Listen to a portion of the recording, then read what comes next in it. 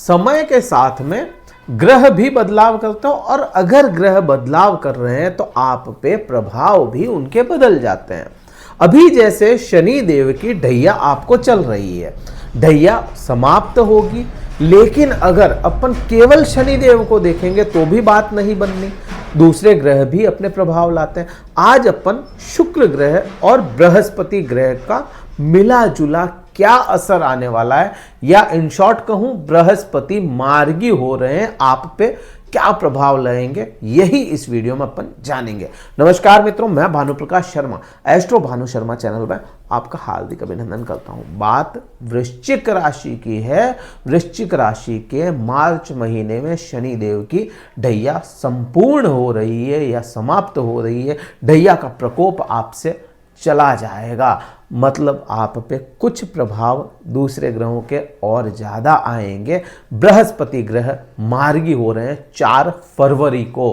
मार्च में होंगे शनिदेव तो, लेकिन उससे पहले ही बृहस्पति ग्रह एक अच्छी पोजीशन को प्राप्त कर रहे हैं और एक राजयोग का निर्माण हुआ, और यह राजयोग लंबे समय का है, बहुत छोटे समय का नहीं है। यहाँ अपन बात करें शुक्र ग्रह की भी थोड़ी सी। शुक्र ग्रह भी आप पे प्रभावी होंगे, शुक्र ग्रह भी आपको अच्छे परिणाम देंगे। शुक्र ग्रह क्यों अच्छे परिणाम देंगे? क्योंकि वह अपनी उच्चतम अवस्था में चले गए। अब कोई भी शत्रु ग्रह है और वह उच्चतम अवस्था में गया तो मतलब क्या बनता है कि वो तो बुरे परिणाम ला सकता है ना, लेकिन नहीं, इस बार कुछ योग ही ऐसे बन गए कि आपको परिणाम अच्छे देने वाले होंगे। कैसे देंगे वो मैं बताऊंगा, उससे पहले आप देखिए बृहस्पति की पोजीशन क्या है। बृहस्पति की पोजीशन है रोहिणी नक्षत्र में। रोहिणी नक्षत्र क्या होता है? रोहिणी नक्षत्र होता है चंद्रमा के अधीन। देखिए प्रभाव मैं बताऊंगा, लेकिन पहले इनकी रूपरेखा समझोगे ना तो ही समझ में आएगा। सबसे पहले रूपरेखाएं समझ लो ताकि आपको सारे डाउट क्लियर हो जाए।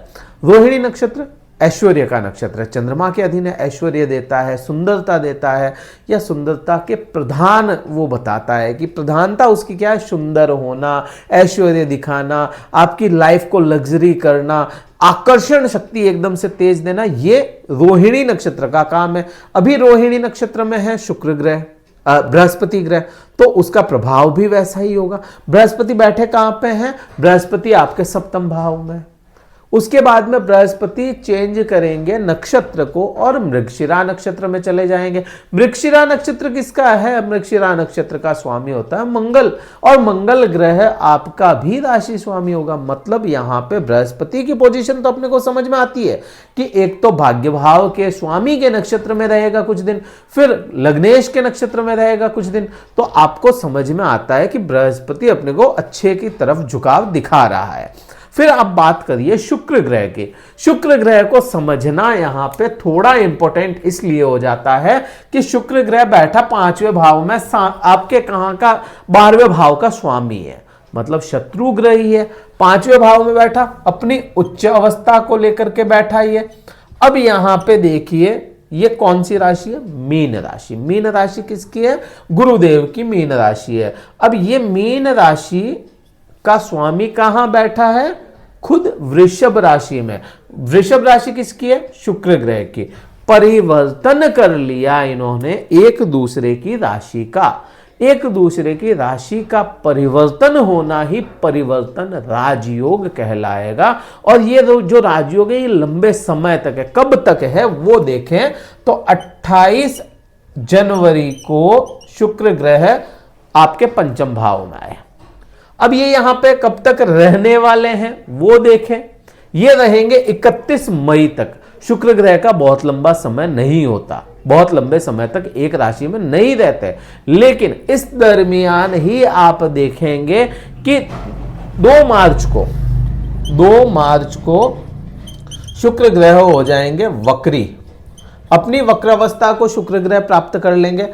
10 अप्रैल को यह फिर से मार्गी होंगे। 2 मार्च से 10 अप्रैल तक यह रहेंगे यहीं पे वक्र अवस्था में। 10 अप्रैल को मार्गी होंगे और 31 मई तक यह मीन राशि में ही अपने जमावड़ा जमा के बैठे हैं। मतलब क्या हुआ कि अभी से लेकर के आज से लेकर के 31 मई तक मीन राशि में ही शुक्र ग्रह रहेंगे।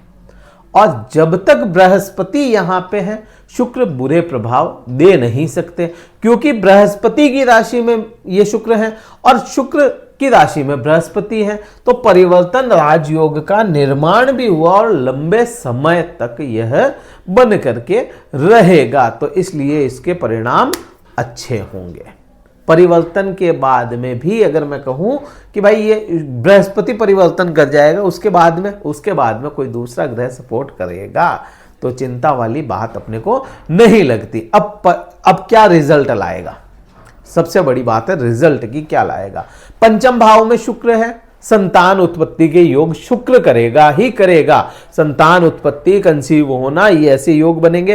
प्रेम संबंध जिनके भी खराब थे उनके अच्छे होंगे परिवर्तन राजयोग होने के कारण। शिक्षा में भी यहां पे आपको अच्छे आयाम यह शुक्र और बृहस्पति दिखाते हुए नजर आते हैं। तो कुल मिलाकर के ये परिवर्तन तो अच्छा है।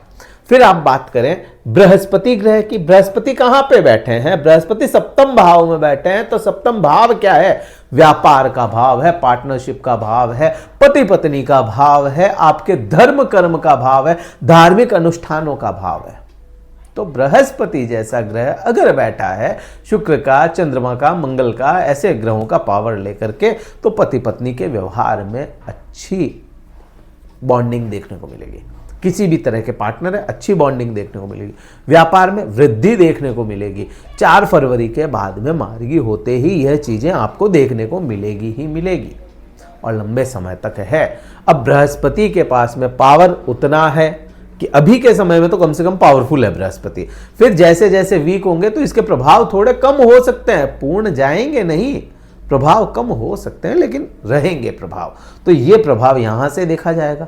अब यहां से ही आप देखो बृहस्पति की दृष्टियां जो अमृत वर्षा करवाती है, अमृत वर्षा करने का बृहस्पति की दृष्टियों का काम है। और यह भी बहुत अच्छे से घेर करके बैठे हैं बृहस्पति आपको।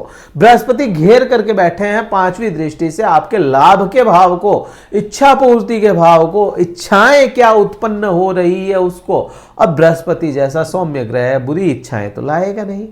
बृहस्पति आपको मान सम्मान देगा, सम्मान भी यहां से देखा जाएगा ना। अगर किसी को लाभ अच्छा मिल रहा है तो सम्मान भी मिलेगा।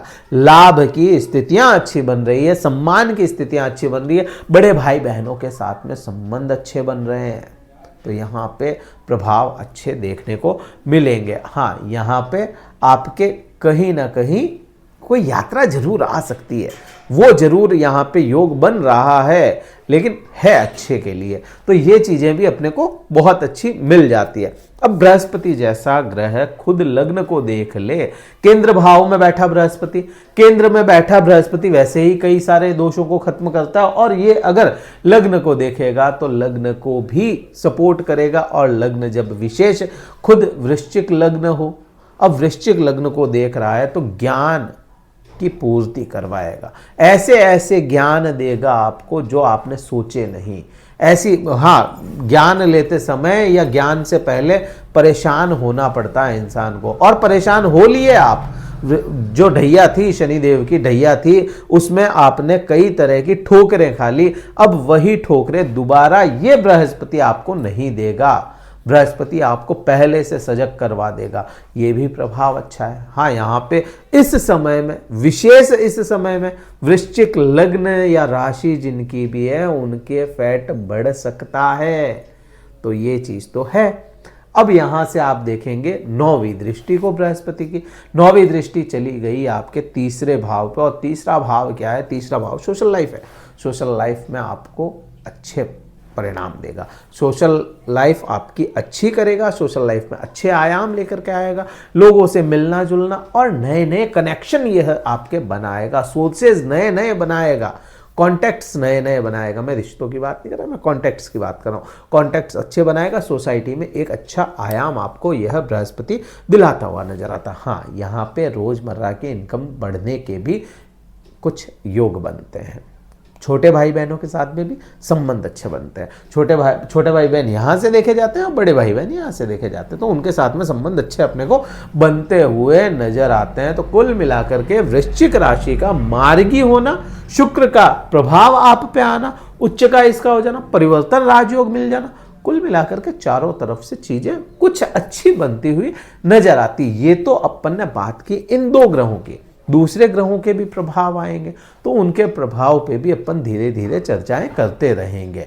ये वीडियो कहीं अच्छा लगा हो, लाइक कीजिए, शेयर कीजिए, सब्सक्राइब कीजिए। उपाय की अगर बात करो, बृहस्पति के बीज मंत्र का जाप करना चाहिए और शुक्र के दान करने चाहिए, आपको अच्छे परिणाम देखने को मिलेंगे। शुक्र के दान क्या होंगे? चावल का दान करना, जल का दान करना, इस टाइप के ये दान आपको करने चाहिए। तो ये वीडियो का क्या करना है बताया, कैसे करना है सब कुछ बताया। अगर कुंडली विश्लेषण करवाना चाहते हैं तो डिस्क्रिप्शन में कार्यालय के नंबर हमने दिए हैं। कुंडली विश्लेषण में केवल आपकी कुंडली की बात होगी, क्योंकि ये गोचर है। हो सकता है आपकी महादशा अंतर्दशा कुछ अलग हो, उसके परिणाम कुछ और आ रहे हो। अगर उस वक्त जानना चाहते हैं तो डिस्क्रिप्शन में से कार्यालय का नंबर ले लीजिए, व्हाट्सएप मैसेज कीजिए, अपना शुल्क पता करके स्लॉट बुक करवा के मुझसे बात कर सकते हैं। इस वीडियो में तो इतना ही था। जय हिंद, वंदे मातरम, भारत माता की जय।